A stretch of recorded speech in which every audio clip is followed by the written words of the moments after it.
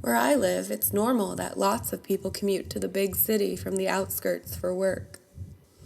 What I mean is, most of them agree to pay and rent a bus that will drive them to and from work on a daily basis.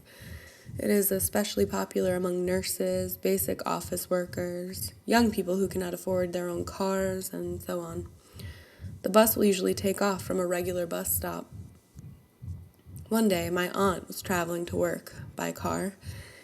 It is quite early, probably somewhere around 7, since she starts work at 8. She approaches the bus stop and sees a man waving at cars. He is nicely dressed, a jacket, polished shoes, that kind of stuff, holding a briefcase. Usually she would not take a stranger in, but come on, he must be an office worker, judging by his looks, and he's probably missed his bus, so she decides to stop and invite him in. The guy is more than happy, very talkative, so off they go. As the journey proceeds, she is getting more and more comfortable. The guy is young, 25-ish maybe, funny, and easy to talk to. They are getting closer and closer to the city, and the hitchhiker says that since they will most definitely be stuck in the traffic on the main road, they better take a less attended one. No red flags going off.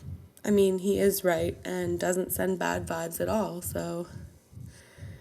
Now, what you need to know. I talk about a specific city. It's quite wild. I mean, foreigners will visit and say, wow, it sure is green here.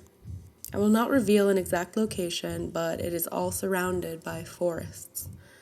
There are actually forests in the city as well. You will see nice and flashy office buildings on one side of the river and deep forests on the other. It does not really matter if you take the main or less attended road. You'll still get to the city.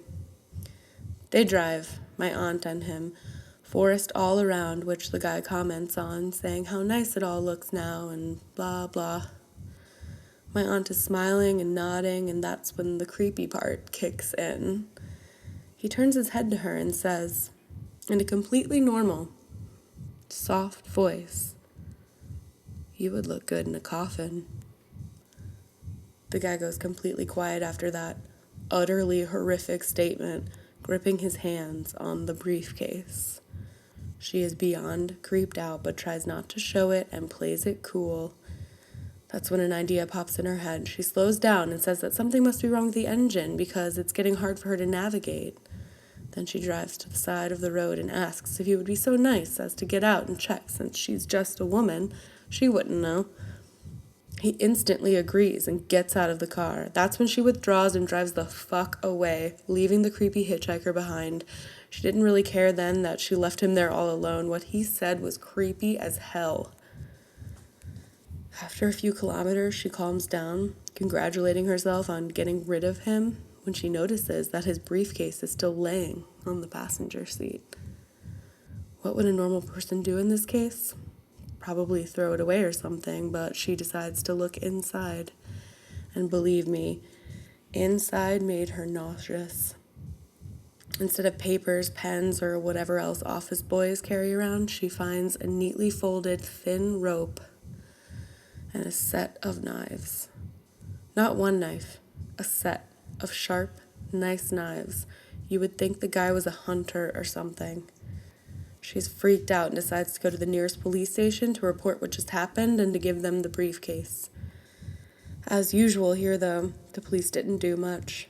No one fits the description of the guy, and the original hitchhiker cannot be located.